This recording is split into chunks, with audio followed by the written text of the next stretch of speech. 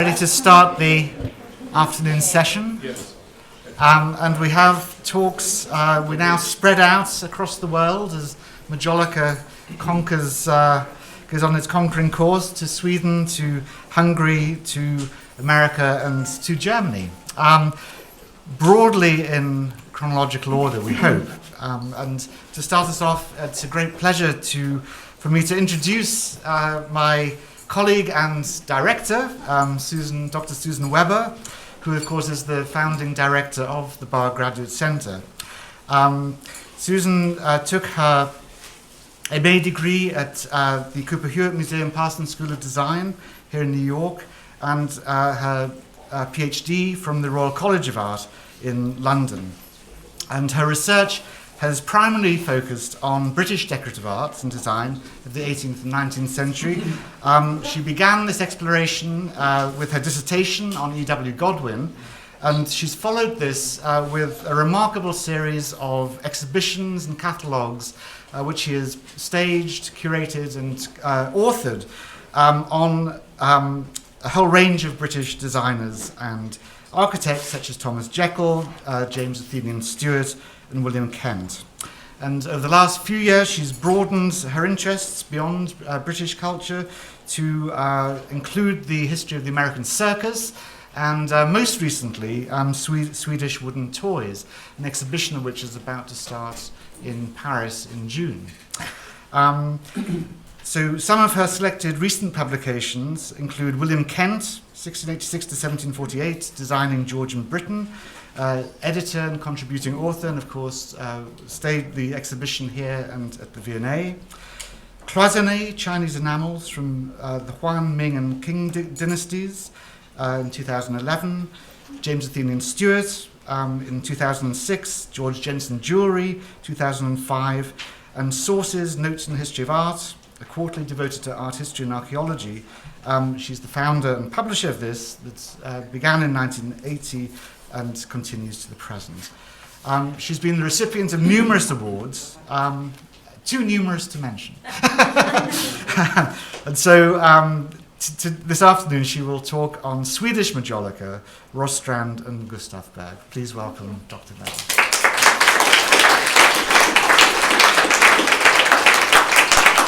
Thank you.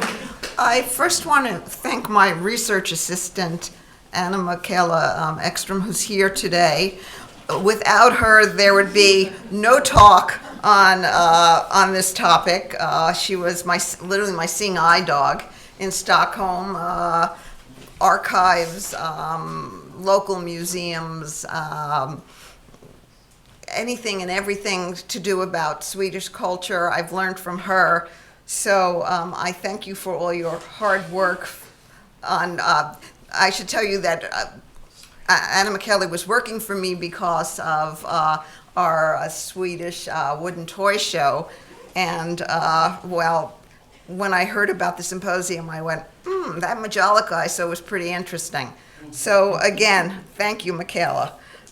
So, Gustav Berg and Rosstrand were the two main factories for the production of Majolica in Sweden in the 19th century.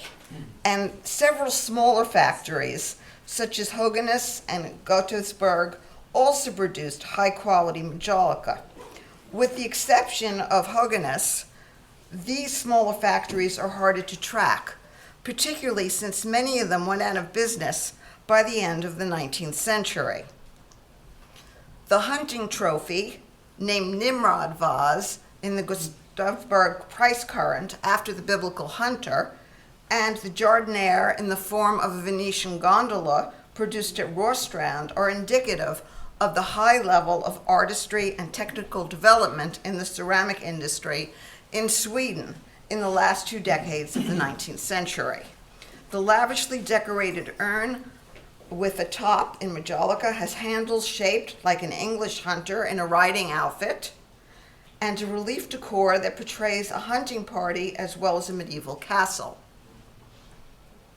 A flower pot or jardiniere from Rosstrand is in the form of a highly developed Venetian Majolica gondola that is manned by a dashing gondolier. They are both functional and decorative and allude to and provoke thoughts to other cultures, as well as the latest developments in the international ceramics industry. Pieces like these became the highlights of international exhibitions, where both factories presented their latest models. Their booths were often exhibited side by side, in fact. They were keen competitors on the Scandinavian market and enlarged their orbit of merchandising to include sales in Europe and America. Gustavsberg was located on the coast about 15 miles outside of Stockholm. It was established in 1825 by J.H. Ullman, and these are his words, for the manufacture of all kinds of porcelains. The first articles, earthenware, were fired early in 1827 using German methods and a workforce of about 50 men. Raw materials, recipes, patterns, and even workers were obtained in England in 1839. Even the ovens were fired by coal imported from England. The sumptuous floral borders were combined with native topographical motifs. Blue flowers on a white background that you see in this bone white china coffee set was one of the company's classics. Hand-painted designs, simple festoons in the spirit of Wedgwood, and floral motifs harking back to the Swedish 18th century formed a less expensive range. The company weathered several crises in the early decades, changing owners as well as its technical and administrative management, but it still proved capable of competing with the illustrious Rosslyn. Majolica was introduced in 1869. Gustavsberg's price or currents list from 1870 already includes a section called Majolica porcelain. And you could see it here, and it's spelled with a K in Swedish. Two of the earliest pieces were a Rococo vase shaped like a boot in bold colors from 1870, and a circular-shaped punch bowl with leaf decoration sitting on a twisted branch-like form from 1872. The adoption of an anchor in British fashion is the hallmark of the factory.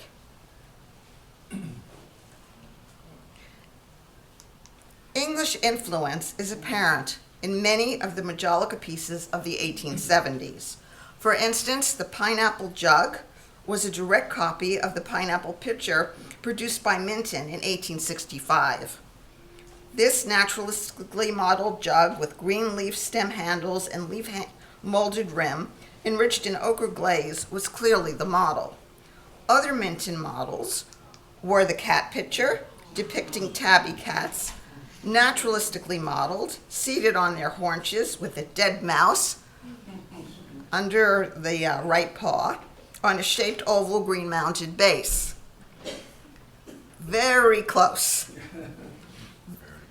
Another English source was the work of George Jones and Sons at the Trent Pottery.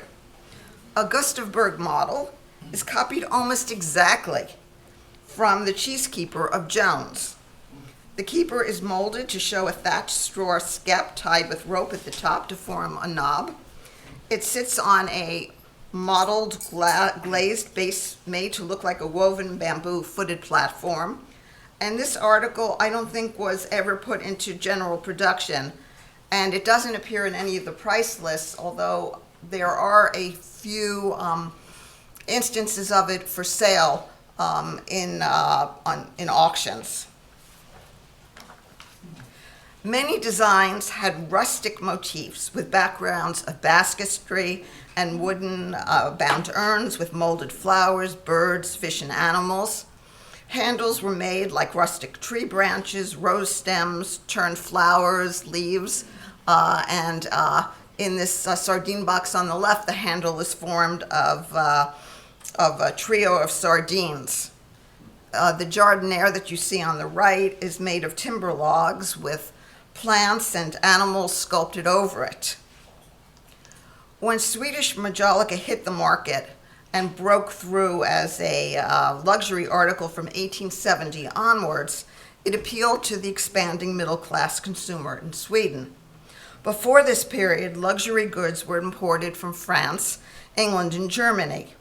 Two of the decorative novelties that appeared in the 1870s were a pitcher in the shape of a cod, which featured open mouths on a shell and seaweed base that you see on your left, and a large fruit plate supported by a dolphin. Beautifully modeled birds became a hallmark of the company. They were supports for bowls and decorative additions to vases. 3 egrets formed the base of a fruit bowl in 1883, and an owl is the central support for a spill vase, which features him perched on a tree branch. High-relief roses became a major theme of their Majolica production in the 1880s. Sculptured roses adorn a vase in the National Museum, manufactured in the 1880s. This granulated surface is often referred to as Hungarian moss Majolica, though the actual inspiration may have been in the floral vases of the Barbertine Majolica factory in France, or as we saw this morning, it may have come from the moss Majolica of Portugal. Now, this moss-like texture is reached or obtained by pressing the clay through a sieve. Gustav Berg produced fruit platters and serving platters in Majolica, seemingly held together by interlacing leaves, stems, sculpted shafts, and leaf nerves. A cabbage leaf plate of green-yellow glaze and a plate in the form of a leaf with green glaze are 2 of the plate models that they produced. This luxuriant 19th century naturalism came to be one of the styles that characterized Majolica, particularly in Sweden. Naturalistic flowers, stems, and leaves were integrated into plate designs and imitated basket weaves. Birds appeared as part of reeds and leaves along imaginary waterways. Now, Sweden had been a leading innovator in the world of taxonomy through the work of Carl Linnaeus for nearly a century, and this interest in naturalism was further fueled by Charles Darwin and the publication of The Origin of Species, which, as you know, was published in English in 1859 and first published in Sweden in 1871. Majolica became such a popular part of the Gustav Berg line that it became a large part of their specialized price cards and catalogs that featured in their published works of the 1880s. The repertory of forms was rich and ranged from small cigar dishes to large-scale pedestals. Majolica was used for decorative and ornamental ware and luxury articles such as hanging consoles, centerpieces, and wall plates. Less luxurious but expensive articles such as fruit plates were also offered.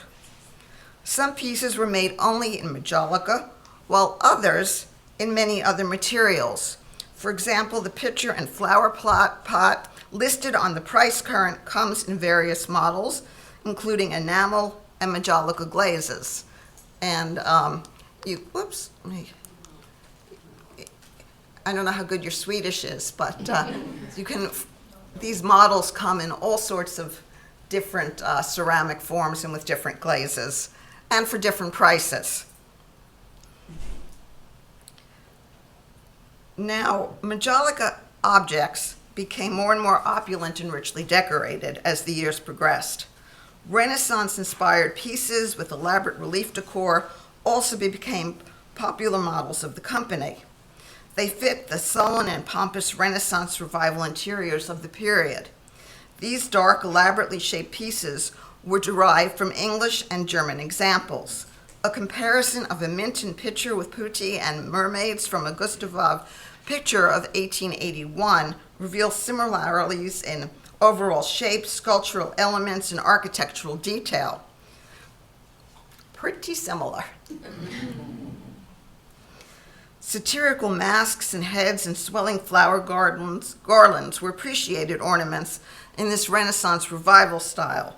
The Majolica vases of Wilhelm Schiller and Sons of Bohemia, Austria, produced from the 1860s until 1895, and Hugo Lonitz and Company near Magdeburg in the state of Saxony, I think were some of the sources for this work. And they're usually covered with fine relief work and were the leaders in this style. Now, other factories' works were also copied and are adapted. Heron from the Austro-Hungarian Empire was another important source. A pitcher formed like a cornucopia on a dolphin vase, which was a gift from factory owner J. Fisher to the Swedish Craft Society, was probably one of the models and color palette for several Gustav Bog pieces, such as a dolphin and shell vase for 1888, 1884, and a garden chair in the form of a tree stump is obviously derived from a Heron pitcher from 1870 to 1880, although we saw at the V&A a Minton pitcher, which may also be the source for this. A lack of originality and creative effort was leveled against Gustav Berg at the London International Exhibition already in 1871. A British commissioner wrote, "It is embarrassing to see such forces of production wasted on models that compete with each other in bad taste, and even worse to know that there is a market for them." The factories began employing skilled pattern masters and architects and designers to create a more individual style. August Malmström and Magnus Azias were engaged and produced designs in the ancient Nordic spirit called Old Nordic Style, and up here you'll see that it's called in Swedish For Nordic, which basically I think translates to Old Nordic Style. The interest in the Old Nordic Style was prevalent in most artistic genres, including architecture, painting, and sculpture. Ancient gods and goddesses and Roman mythology were replaced by personalities from local history and sagas. Dragon-esque meanders decorated dinner services and display pieces, such as these fruit bowls with their green dragon meanders, interlaced knots, and saga motifs. These were inspired by patterned scroll work on runes and archaeological finds publicly available in publication and museum collections in Sweden. Moreover, these were part of the need to create objects with a distinctive national identity. This active support for cultural and political Nordic individuality was encouraged by the Handicraft School, founded in 1844 in Stockholm by Niels Manson Mandelgren, and by the Swedish Society of Industrial Design, which was established a year later to support the school and its descendant, the National College of Art, Craft, and Design, now called NCAD. Another way to counter these criticisms was the designing of models derived from the native flora and fauna of Sweden. Birch stump vases with openings for flowers was close to their native birch trees. Local horse chestnut leaves and ferns adorned plates and platters. A delight in a natural and traditional Swedish rural lifestyle became part of the country's national mood. This was epitomized in the enormously popular watercolors of Carl Larsson. This so-called dragon style, or Old Nordic style, persisted and is combined in the opening paragraphs of Larsson's Our Home, first published in 1899, in which he describes the village children's liking for the carved wooden dragons on the roof of the family's farmhouse. You can see the dragons over there. Now, an impressive number of urns, vases, and centerpieces continued to be designed, many of these in monumental format. Pedestals with or without vases, flower tables, and candelabras fit well into the dark and busy interiors of well-to-do homes in Sweden. Much of this large-scale work was fueled by the international exhibitions, which were a major advertising outlet for factory production. A monumental stand for the Paris exhibition of 1878 won a Grand Prix award, and is prominently displayed at the Gustavsberg display in Paris in 1878, which you see in the photograph on the right. It's sitting right here. It's sort of hard to see.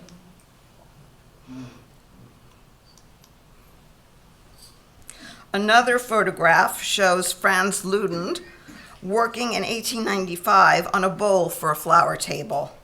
The pedestal is on the bench behind him, and his runner waits with a chunk of clay in the background. A variation of this multicolored Majolica flower table with 4 lion paws is in the National Museum today. They also created pedestals with jardinières, though Rosstrand's had many more pedestal designs. This neo-Renaissance style pedestal has a large-scale jardinière of the same style. A circular classical fluted column has a band of goddesses above acanthus leaves and lion paw feet on the right. These pedestals were made in many different colorations, including polychrome glaze as well as blue and green glazes. One of their largest pieces was a half meter high camel with a female rider astride sitting under an umbrella. By the 1909 exhibition, there was no Majolica exhibited, though it was still offered for sale in their catalogs in 1910, though less in number. And as the years progressed, there was more and more of it in this Art Nouveau style, such as you see an example on your right, but it really got replaced by changes in style. Now, Rörstrand was the great powerhouse for the ceramic industry in Sweden. They had invented Majolica a year before in 1868. The factory was started in 1726 to manufacture porcelain in Sweden in the cellar and wings of Rosstrand Castle in Stockholm. This meant imitating the Dutch faience makers at Delft, who were busily copying from imported East Asian porcelain. Everyone's always copying everyone else. By the 1850s, the company made Parian porcelain and soft paste porcelain of the English kind, as well as stoneware. They became a large industrial enterprise and evolved into Sweden's largest ceramics manufactory by the last half of the 19th century. Their marking was the factory's name with 3 crowns. Rörstrand's Majolica kept up with trends in European fashion, and inspiration was also drawn from the products made at English and other large continental factories. Imitation Palissy ware was a distinctive area of production for them. Made in the style of Bernard Palissy, these faience plates, jugs, and wall plaques were decorated with sea forms, fish, fowl, and mythological creatures in high relief. A fish platter is typical of their production, with bird, beetle, frog, and floral decoration. Minton and George Jones, the English factories, also were sources for their patterns and models. Oyster plates were derived from English and French examples, and the naturalistic basket weave for vases and flower pots can be seen in the work of George Jones. Hungarian influence was also evident. Persian floral patterns popular in Hungary were copied by designers at Rörstrand, and Hungarian moss Majolica also was a popular theme. And maybe we'll hear later why it's called Hungarian moss Majolica.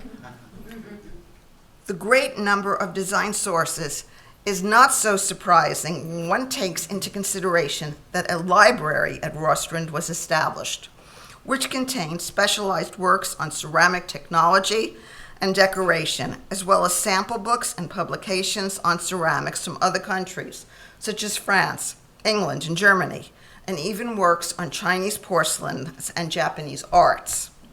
A large museum collection was also housed in separate rooms in the Rörstrand office buildings, one of the largest specialist collections in Stockholm.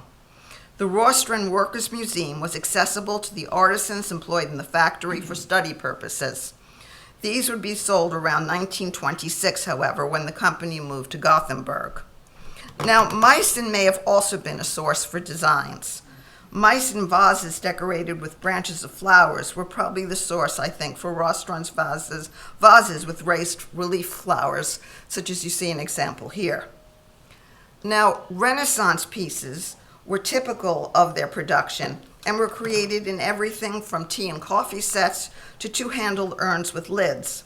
This muddy polychrome glaze with stylized flowers is typical of their output. Models in high relief derived from Majolica produced in Bohemia with masks and medallions in Renaissance style were created in the 1880s and 1890s, and these are some of their star pieces. Similar to Gustavsberg, they had Majolica pieces made in old Nordic style. They employed the important Swedish architect designer Hugo Horland for advice on taste and to enhance the quality of their arts industry. Dragon-shaped handles, runic arabesques, and triangular ornamentation can be seen on the screen-glazed, partially gilded vase from Rosstrand. The pair of rose-pink Majolica vases that you see on your right also have stylized handles in old Nordic style. There was also a dialogue with the natural flora and fauna of Sweden, as evident in the fruit service set with chestnut leaves and a pair of flower pots with pine cone decoration. Rosstrand also copied original artistic Majolica from the 1700s to counter the criticisms of unoriginal and poor design leveled at them. And these were probably some of the pieces that they were looking at, and this is what they came up with. A two-handled baluster vase and cover and a jardiniere with lion handles and paws are good examples of this work. Rosstrand made many pedestals and other large-scale items for production. Classical columns often came to market in many different color schemes and styles. An ivory ground pedestal in the Renaissance taste, which is a four-sided columnar form, was a popular model. The photograph from the San Francisco exhibition shows the many different types of pedestals and columns that the factory produced.